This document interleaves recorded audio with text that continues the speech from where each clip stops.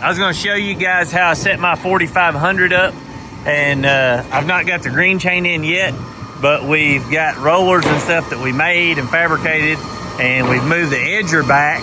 We put our air tank back here. I'm going to show you the airline system that we got for this. It's a really cool deal. I'll put a link in the bio, but just kind of talk about this. Now, this 4500 has the tall legs on it.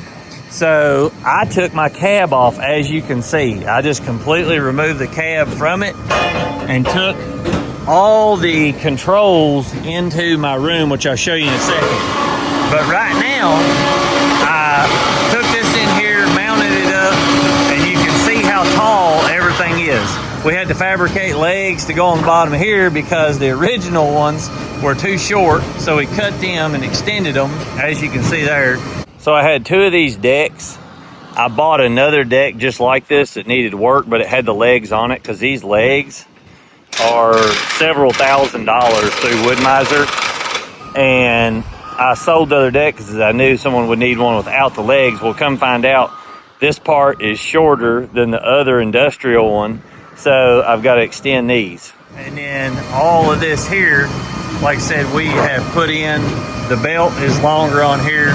We had to move the edger back because that conveyor spits everything way back through here. So when the guys are, you know, on a Super 70, you either have to get it or it lands on rollers or you put a conveyor in. But that thing is really nice. You can speed it up, slow it down. I'll go over all that in another video. But you can kind of see how all this is set up through here. And I'm going to show you inside my cab. There's a lot of things that I like and a lot of things that are really nice on the 4500 that you don't have on the Super 70. But I mean, just look how long this is. And I didn't want to be in that cab. I wanted to be in my cab here. So I literally took the floor out, all the controls and everything. And here is the electrical panel box. So like I said in the other video, you've got the whole meal, you've got the electrical panel box, you've got your spray tanks, your hydraulic tank, your pendulum. I mean, it takes a lot to set these things up. It's not like a... So I'm putting my controls inside, and to do that, you had to take the joysticks off, the seat off, basically disassemble the whole pad. Take these out of the head unit so you could get them off, because I had to get them through the doorway over there. And then take the faceplate off the HMI. As you can see back here, you've got battery card slot, your 24 volt hookup, your Ethernet plug, all of that in here. So you can see I took the platform off, left all my boxes in here, and I'm going to show you up in the top right of the video me wiring this thing. But as you can see, I had to take all the wires out of this and then wire this and this, and there's a ton of wires in there. And then you've got your main HMI cable. This is for my transfer table that's going in to flip them left and right. You can see all the wires that come from that, and then you've got a bunch of little ones that are run from this box through, like in there. I mean, you wouldn't believe how many of them's in there. And then they go into that head there. And like I said, all of this is, I mean, this mill's so much longer and bigger than a Super 70 that you need a lot of room for it. So if I would have put the cab in here, now this building is almost 95 feet. So you can see how much room we've got left at 95 feet. So that's 2 foot from the wall, the tip of that is. So if you'd have put the cab in there, you would have to start the mill almost a foot or so past that post, that arm that comes up and down. So then you would have all of your edger and everything through the back of this building, because if you go another 10 foot back here, you can see that this here is already at the 65 feet mark right now where it's at, and it needs to actually be further back about 2 foot to where nothing goes past, because that conveyor is so fast it shoots those all the way like to this secondary roller sometimes. And sometimes if there's 4 or 5 of them that get enough momentum, even with that turned down to 50%, it shoots them all the way down here.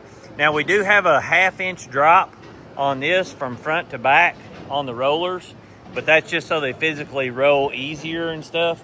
But you can see how long, I mean, this building is, and you can tell that, I mean, even with that, it's jammed up. So what we're gonna do is when we put the green chain in, move the edger back just another 2 foot, and then we'll have it where it's like right on the lip of the green chain, and then everything will go down through here and be stacked out under these and go out there in the building and have like a cant rack and a few other scrambler things out there. But you can see it takes a big air tank to run that 4500.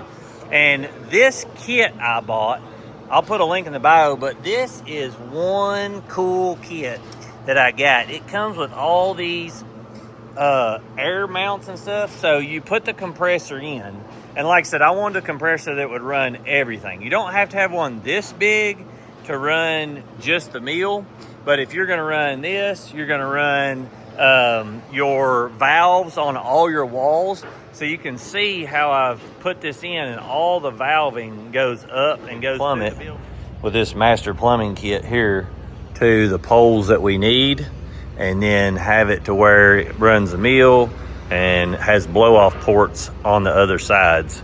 So this should be a pretty handy deal. I'll tell you how it works. You can see it's got your connectors, and then it has these ports with dual heads, so you can put either or on there, and then also the little crimp fittings. It's just a pretty neat deal.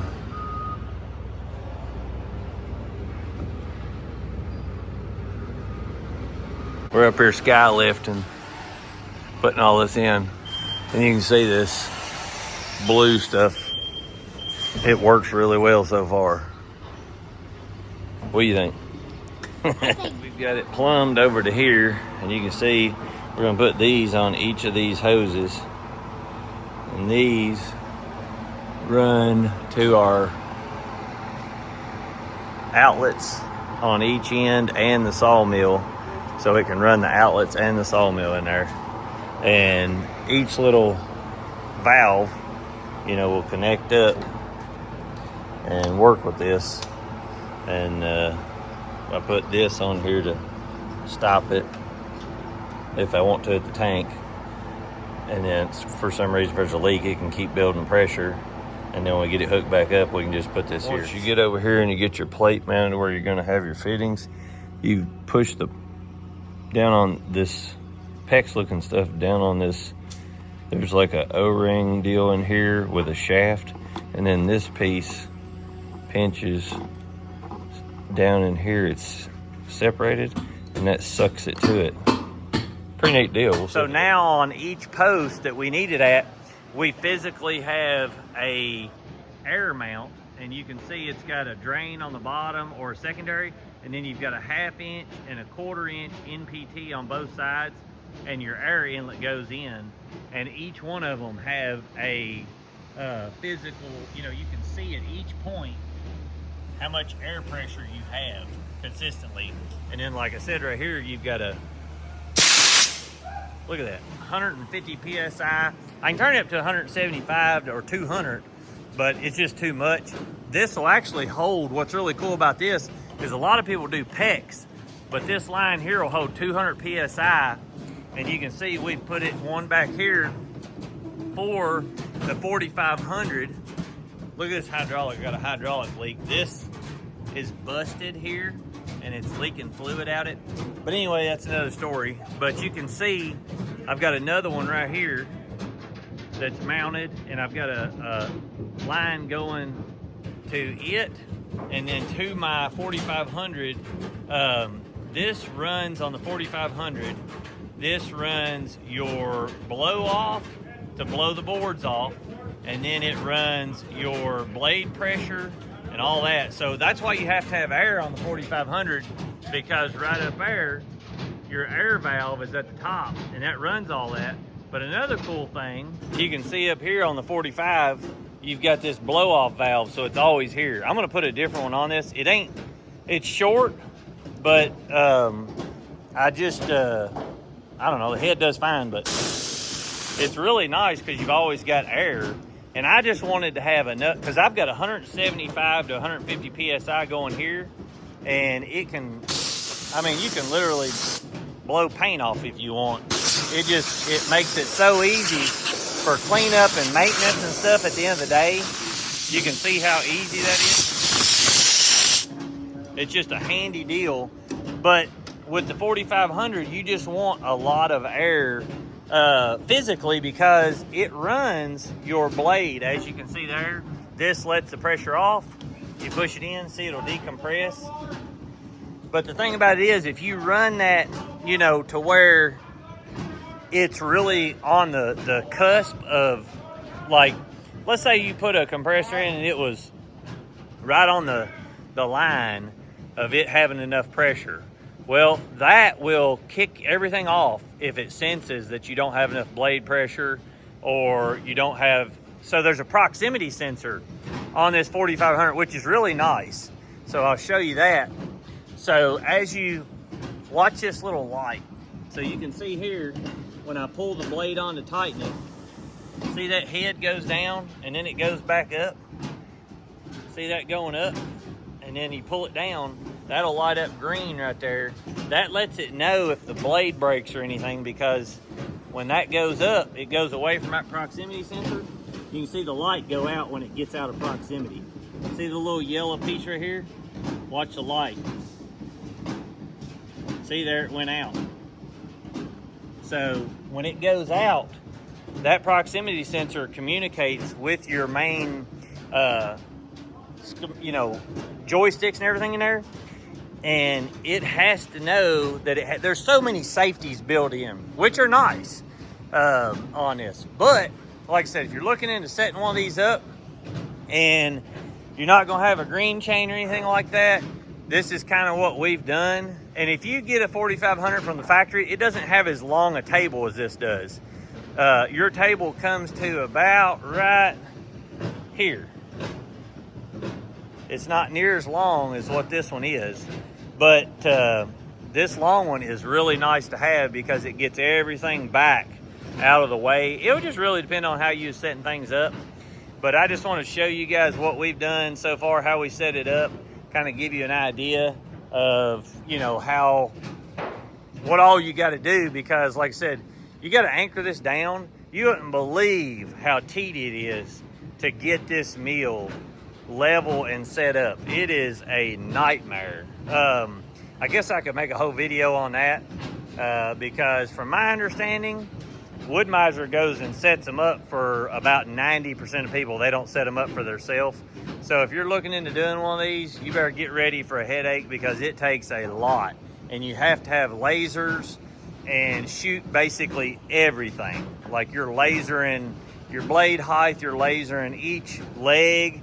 Every time you move it, you have to re-laser it. And then it just, like I said, it's an absolute nightmare to get it just spot on. But I will say, so far, I really like a lot of things about this mill, and I will make another video on that. You see, we took the post out here and built a metal beam to go in here, and that gives us a completely open space right here.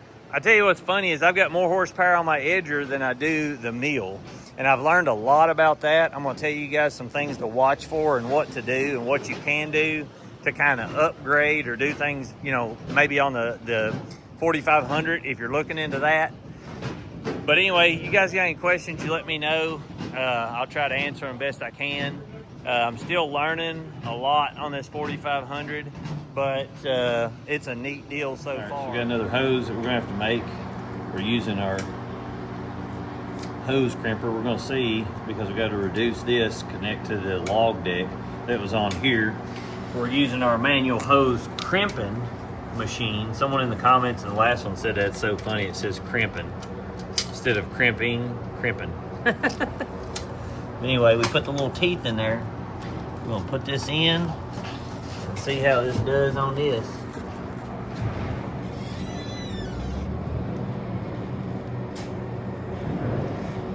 We're gonna close our hydraulic press.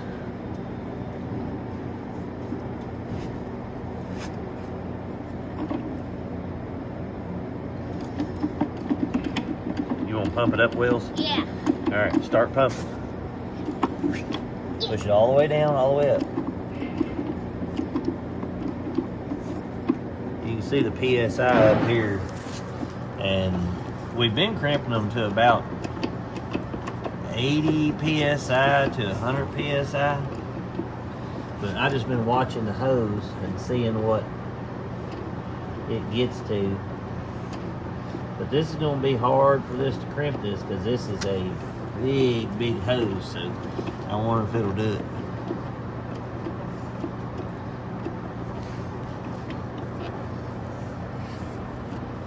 It's starting to crimp it. Right here. Right here.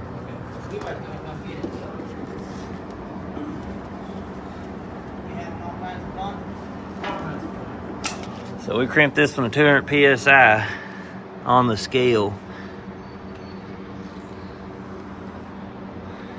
And you can see it there. I mean, Pretty nice cramp. these were all done with the machine, and you can see them there. So I think it's gonna do just fine. Won't know till we hook it up, but it's crimped on there good. I mean, I can pull it off. Yeah, you couldn't hand pull it off though, but we'll see when we hook it up. You can see the crimps right there with the connectors. This one we crimped even harder, probably too hard, but it will crimp those things.